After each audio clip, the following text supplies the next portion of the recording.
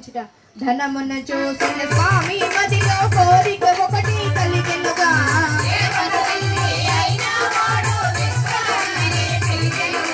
సుందరమైన నగరము ఒకటి నిర్మించమని కోరెనుగా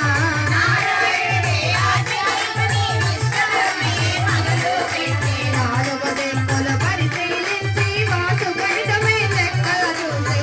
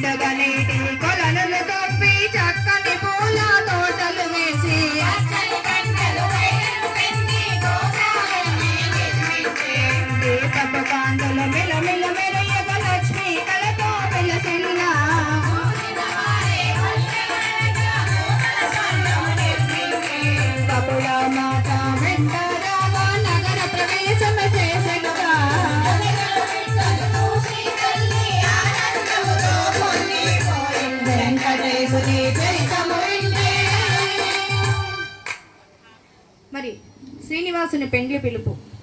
మరి శ్రీనివాసుని పెండ్లి పిలవాలంటే మరి ఆ కొబ్బరికాయలతో ఆట ఆడాలండి. కొబ్బరికాయలు ఉన్నాయి కదండి మీ ఇద్దరికి. మీ అమ్మాయిని మాకు ఇవ్వండి, మీ అమ్మాయిని మాకు ఇవ్వండి, మీ అబ్బాయిని మాకు అటొకటి ఇటొకటి రావాలి. మీ అమ్మాయిని మాకు ఇస్తున్నారు, మా అబ్బాయిని మీకు ఇస్తున్నాం. చెప్పండి, అటొకటి ఇటొకటి రావాలి. అటు ఇచ్చేయండి. అట్లా 5 సార్లు అయిపోయిందా? కొబ్బరికాయ దండం పెట్టుకోండి, తాంబూలం పెట్టి హారతి తెప్పించండి.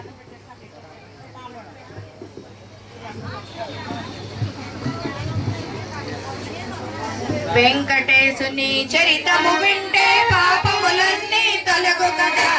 7 కొండలు ఎక్కినంతనే మనసే పరవశమయ్యు కదా. వెంకటేశుని చరితము వింటే.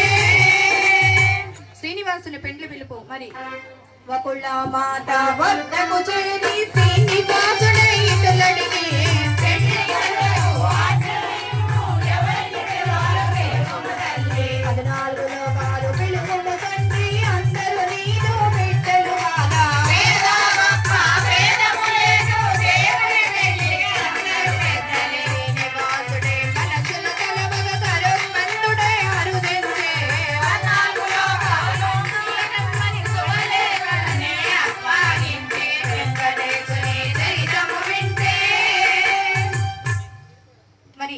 శ్రీనివాసుని పెండ్లి పనులు మరి దేవతలు వచ్చి చేస్తున్నారంటండి.